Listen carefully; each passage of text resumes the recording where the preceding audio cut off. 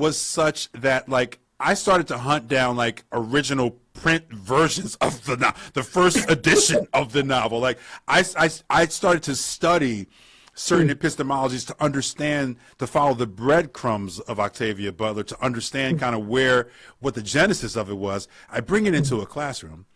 And not only, most students didn't read it. The ones who did read it, they're like, it didn't connect with me. And I made a promise to myself, Dr. Hardaway. I said, I'm never going to teach Wild Seed again. It's just my own personal favorite Octavia Butler text. I know everybody loves Kindred. Kindred is dope.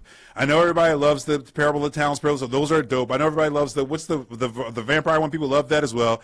But yep. Wild Seed. And so for me to see you engaging Wild Seed the way that you do from Crack Mother to Wildflower was like yes. mind blown. But for our listeners who have no idea what I'm talking about, yes. and, before we dive into other part, I do want to hear more about the feminist epistemology piece because I think it's really, really important to the restorative argument of your work. But maybe can you explain to folks why we love Wild Seed so much? Absolutely, without question. And I'm so excited that you want to nerd out because I am a nerd. This is my happy place. So we are in good company with one another.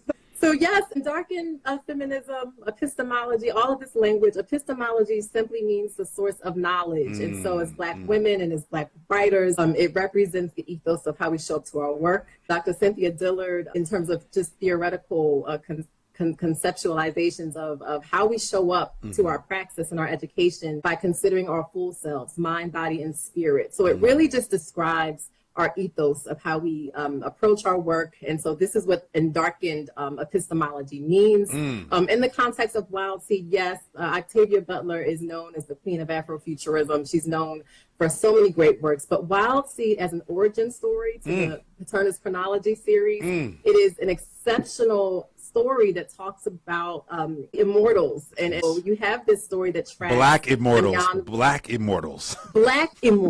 Yes.